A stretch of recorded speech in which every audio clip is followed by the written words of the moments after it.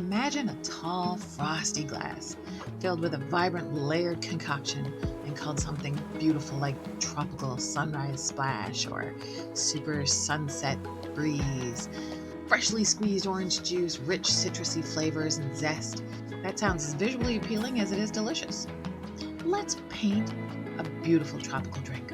We'll start with some really glossy wet on wet. So we're going to wet that entire delicious drink area with a really good glossy coat of clean water, and then drop in charges of these beautiful vermilions and deep cadmium yellows and magenta pinks, and let the water do the work for us and let that kind of blend together a little bit.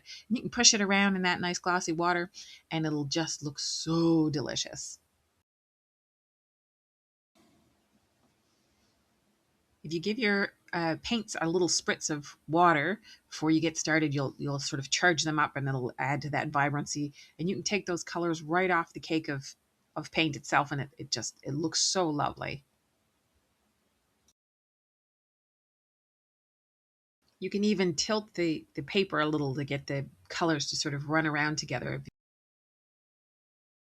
You can see I've got a bit of a hard puddle forming down the bottom. You don't want that to dry around the edges. So don't worry, easily fixed. Bit of paper towel, and you can take that water right out and go back in and fix it. No problem.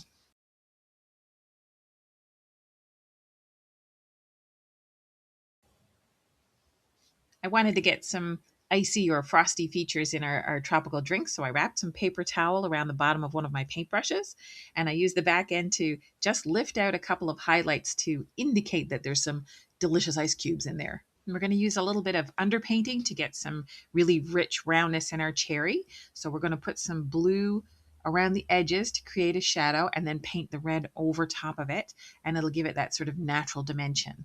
And for our yummy little slice of pineapple, we're again going to do a little wet on wet, and we're going to do some pale yellow in the background, and then charge that up with a little bit of deeper yellow, and then a little bit of the brown against the edges of the pineapple itself to make it look like a little bit of a slice.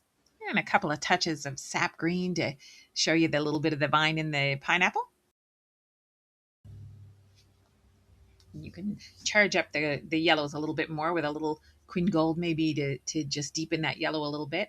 And then across the top of the edge, we're going to put some wet on dry browns and a little bit of green just to give that edge of the pineapple again.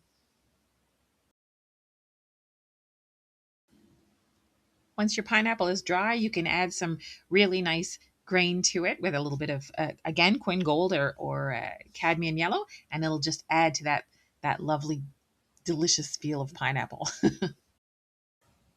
We're going to cover our cherry with that lovely Scarlet Lake to make that rich red cherry color. And you'll see that the blue underpainting is going to create a really nice dimension around the edges.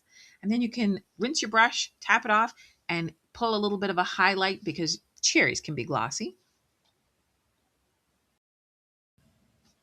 And for a little added extra depth, you can see just a little bit of the top of the liquid in the glass. So just a little bit of a lighter shade of that lovely vermilion, and it'll give it that nice little bit of depth.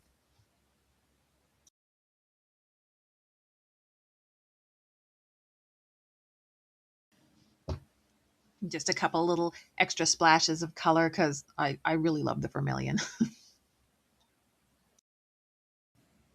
Now to build on our glass, we're going to use a really dilute mix of Payne's Gray with just a little bit of phthalo blue, and we'll create that image of a thick bottom on the bottom with lifting a little bit of a highlight, and then we'll come around the sides for the edges of the glass.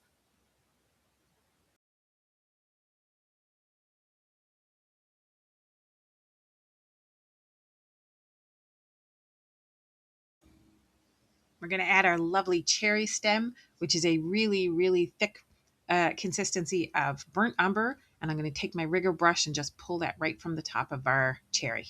And using a clean damp brush, we're going to make some little sort of fuzzy highlights across the top just to make it look like our drink is a freshly poured. And then we'll drop some of that dilute gray mixture in the back to make it look like the glass is in behind our drink. We'll add a lot more indigo to that gray mixture and just create some dimension there or some low lights in the bottom of the glass to thicken up the base. as well as a few places around the glass just to give it a little bit more dimension. Using a little bit of clean water, we're going to pull a really nice frosty highlight on the side of our glass. So we'll just give it a little bit of water and then touch it with a bit of paper towel, and we'll lift that right out. To finish off our beautiful tropical drink, I've got some bleed proof white on my rigger brush, and I'm going to drop some highlights on the cherry and the glass, and it'll look so frosty and fresh. And that, my friends, is our 5-minute fresh fix for a beautiful summer tropical drink. Thank you so much for joining me today.